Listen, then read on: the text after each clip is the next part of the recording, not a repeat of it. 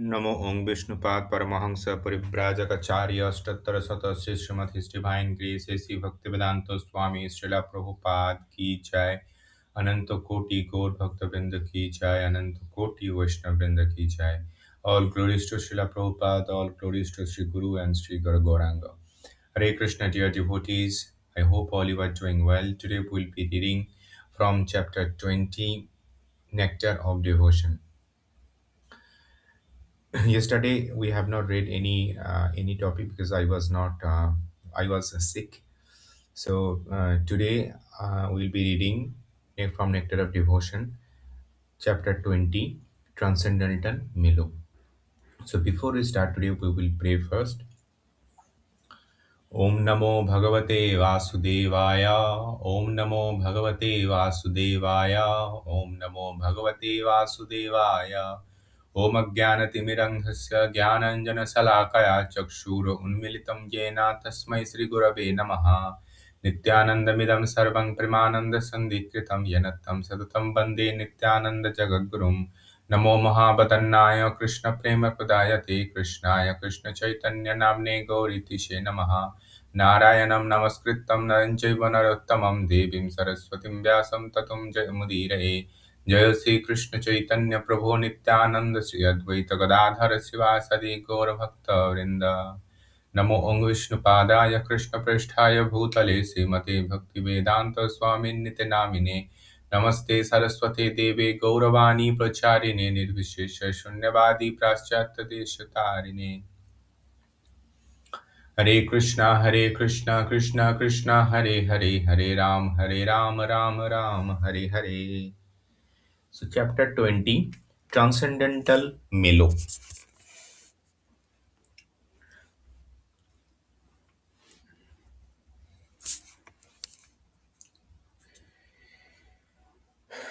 In the second division of Bhakti Rasamrita Sindhu, the author offers his respectful obeisances unto Sanatana. This Sanatana can be interpreted as either Sri Krishna himself or as Sanatan Goswami, the elder brother of spiritual master of Rupa Goswami. In the case where Sanatan is accepted to mean Sri Krishna, the obeisances are offered to Krishna because he is naturally so beautiful and because he is a killer of all demon agha. If it is interpreted to mean Sanatana Goswami, if it is interpreted to mean Sanatan Goswami, then it is because he is so great, he's so greatly favored by Rupa Goswami, being always served by him, and because he is the annihilator of all kind of sinful activity. In this division of Bhakti Rasamrita Sindhu, the author want to describe the general symptom of transcendental milo, loving mood of discharging devotional service. In this division of Bhakti Rasamrita Sindhu, there are five general topics by Vibhava, the special symptom of causeless ecstasy, Anubhava, subsequent ecstasy, Sattik Bhava, the constitutional or existential ecstasy, and Bhavichari Bhava, aggressive ecstasy,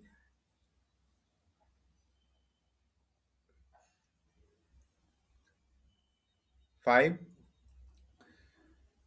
Sthai, Sthai Bhava, forever and continuous ecstasy. In this division of Bhakti Rasamrita Sindhu, there are five general topic.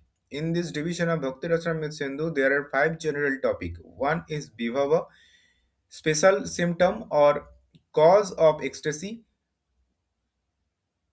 Anubhava, subsequent ecstasy. Number three, Sattvik Bhava, constitutional or existential ecstasy. Four, Vyabhichari Bhava, aggressive ecstasy. And five, Sthai Bhava, forever and continuous ecstasy.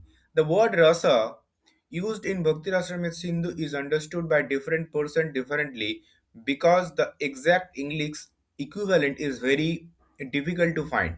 But as we have been seen, our spiritual master translate this word rasa into melo. We shall follow in his footstep and also translate the word in that way. The particular loving mood or attitude released in the exchange of love with the Supreme Personality Godhead is called rasa or melo. The different type of rasa, when combined together, help one taste to mellow of devotional service in the highest degree of transcendental ecstasy.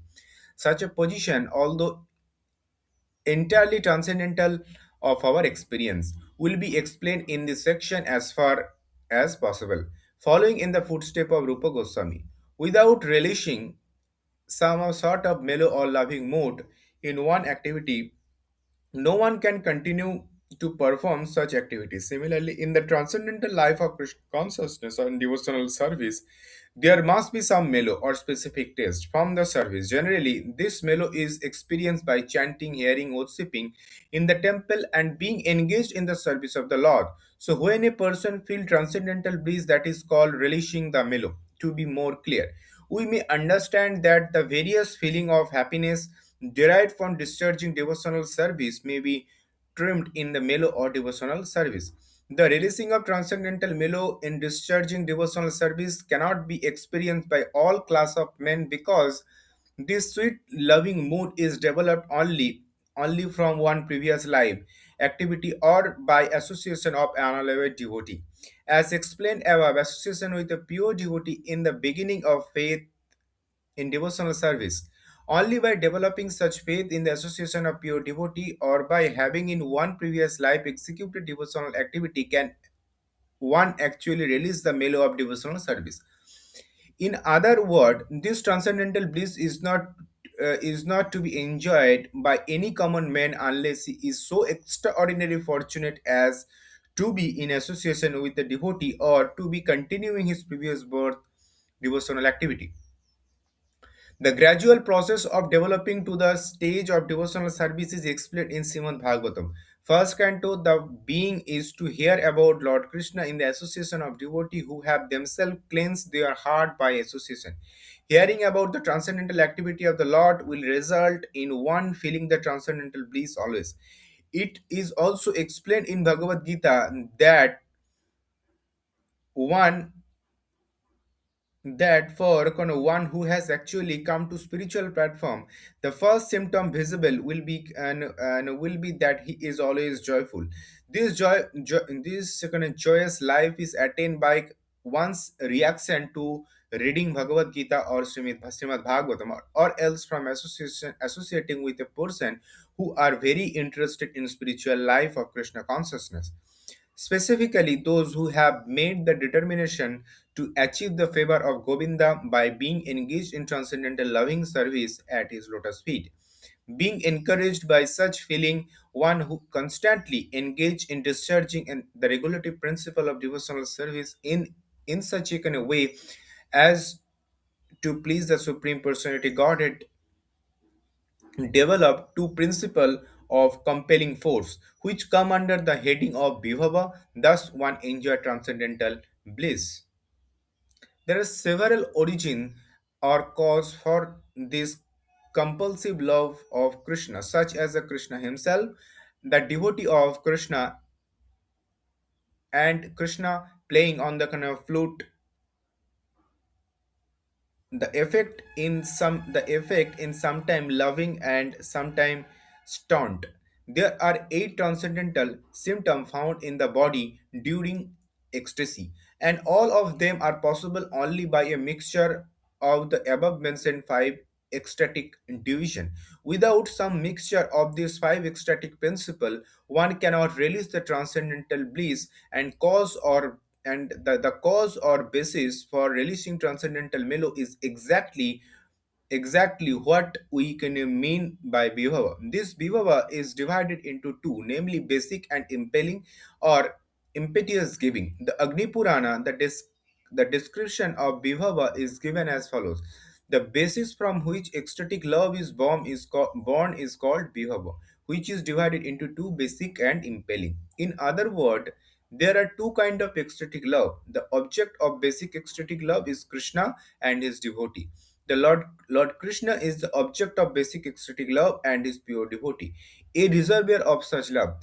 In the object of impelling ecstatic love, then is that love which develop when one see an object that remind him of Krishna.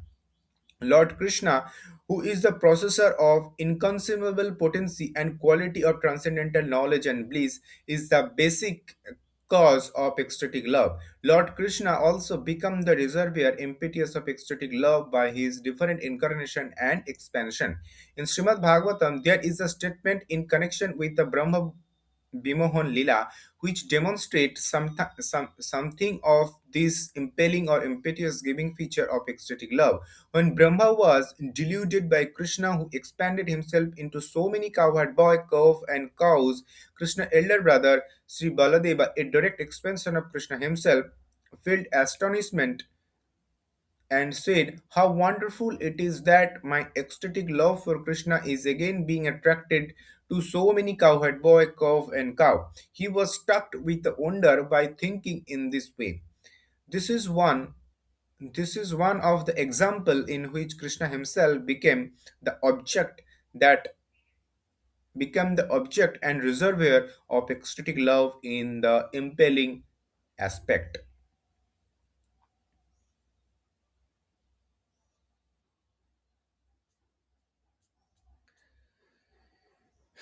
Hare Krishna. So here we concluded reading chapter 20 from Nectar of Devotion, Transcendental Mellow. I hope all you understood. Now let's go to the inside. Please listen till the end. Hare Krishna. Thank you very much. See you tomorrow. Ever wonder what fuels those really deep moments of spiritual connection? You know, that feeling of pure, ecstatic bliss that people have been talking about for like centuries. It can feel super mysterious, right? But believe it or not, there's this ancient text, the Bhakti Rasamrita Sindhu, that actually gives us a kind of roadmap for understanding it. So let's break it down together. So yeah, what's the deal with that deep, ecstatic devotion? Is it just a random feeling that hits you out of nowhere? Or is there something more to it? Maybe even a kind of spiritual science? Well, the text we're digging into today says, yeah, there's absolutely a structure to it. And it all boils down to one single, powerful idea. And that big idea is a concept called rasa. Now I know, that word might sound a little foreign, maybe a bit academic, but don't worry, its translation is actually super simple, something we can all get behind. Mellow. That's it. It's that specific, wonderful taste of love, that transcendental happiness you get when you're connecting with something bigger. So from here on out, when I say rasa, just think transcendental mellow. Okay, so here's our game plan. We're going to start by figuring out what this transcendental mellow really is. Then, we'll look at the 5 ecstatic moods that make it up. We'll dive deep into vibhava, which is all about what causes this ecstasy in the first place. After that, we'll talk about Krishna as the object of that love. And finally, we'll lay out the path to actually experiencing this bliss. Sound good? All right, let's jump right in. First things first, what in the world is this transcendental mellow? I know, it sounds pretty high concept, maybe a little out there. But the truth is, the core idea is something we all know. It's actually tied to a feeling that drives pretty much everything we do in our lives. And this is where it gets really relatable. I mean, think about your own life for a second. Why do you do anything? Why do you have a hobby or stick with a certain job or hang out with your friends? It's because you get something good out of it, right? Some kind of positive feeling, some mellow. If something is just a total drag with no joy at all, you're going to stop doing it. It's that simple. And that exact same logic works on the spiritual path too. So, in the world of bhakti yoga, these mellows are the happiness you feel from your spiritual practice. You know, things like chanting, listening to sacred stories, or worship. It's that deep, blissful feeling you get that makes you want to keep going. And this is so important. That mellow isn't just a nice little bonus. No way. It's the fuel. It's literally what keeps the engine running. Okay, so this spiritual mellow isn't just one monolithic feeling. Think of it more like a recipe with a few key ingredients. The Bhakti Rasamrita Sindhu breaks it down into 5 main components, kind of like the building blocks of the whole experience. Let's check them out. So here they are, the 5 core parts of rasa. Now don't worry about memorizing these names right away. We've got vibhava, which is the cause of the ecstasy. Super important, we're going to come back to that one. Then there's anubhava, the things you see on the outside like dancing or crying tears of joy. Sattvika bhava is the deep stuff happening inside. And then you have vyabchiri bhava and sthaya bhava, which are about the, let's say, the supporting and long-lasting parts of the mood. But for today, we're zeroing in on the foundation, the starting point for everything, vibhava, the cause. Because obviously without a cause, nothing else happens, right? Okay, so this brings us to the big question, the million-dollar question really. Where does this incredible ecstatic love actually come from? What kicks it all off? What's the trigger? What exactly is the vibhava? Well, the definition itself is pretty straightforward, but it's really powerful. Vibhava is the foundation, the very basis from which ecstatic love is born. It's the person, the thing, the idea, whatever it is that acts as the spark. And get this, it's not just one type of spark. It actually breaks down into two different kinds. So, the cause can show up in two main ways. On one hand, you have the basic cause. That's the direct object of your love, right? The source itself. In this tradition, that's Krishna. Simple enough. But then, on the other hand, you have the impelling cause. This is really interesting. It's something or someone that reminds you of Krishna. And just that reminder is enough to impel or trigger that same feeling of love. Think of a pure devotee, or maybe something closely connected to him. Okay, so let's dig into Krishna's role here a little more, because it's pretty central. We're about to see how he functions as the heart of both the basic cause and that impelling cause of this whole spiritual mellow. So first things first, the text makes it super clear Lord Krishna is the basic cause. He's the original, the fundamental focus of that transcendental love. Every feeling of devotion is ultimately pointing back to him as the source. But, and this is where it gets really cool, check out this quote from Baladeva, Krishna's older brother. It's the perfect example of that impelling cause. So the story goes that Krishna had expanded himself into all the other cowherd boys and even the calves. And when Baladeva looked at them, he felt this incredible wave of love for them. But then he had this realization, wait a minute, this love I'm feeling for them is actually my love for Krishna. They were reflecting Krishna back to him. So they became the impelling cause that sparked his basic love for Krishna. See how that works? Okay, so we've talked about what this mellow is and where it comes from, but the big question is, how do you actually develop it? How do you cultivate this feeling? Well, the text is very clear. This isn't just something that happens by accident. It's the result of a very specific step-by-step process. And you know what? The path is laid out so simply. It's basically a three-step process. Step 1, hang out with people who are already on this path, people who have this spiritual consciousness, the pure devotees. Step 2, listen to what they have to say. Hear from them about the nature and pastimes of the divine. And then, according to the text, that 1-2 punch of good association and listening, it naturally leads to step 3. You start to feel that transcendental bliss for yourself. So what's the payoff? I mean, how do you know it's working? How do you know you're on the right track? Well, the text gives us a really clear, tangible sign. The very first symptom that you're hitting that spiritual platform isn't some crazy, mystical vision or anything like that. It's actually much simpler and way more profound. It's just a constant state of joy, a kind of happiness that doesn't get shaken by the ups and downs of life.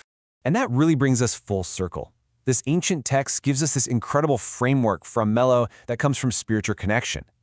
But like we talked about at the very beginning, all of us, in our own way, are looking for that mellow, right? So here's a question to take with you. Where do you find that feeling in your own life? What are the things, the people, the activities that give you that deep, lasting sense of joy? And maybe more importantly, what does your answer tell you about what you really, truly value?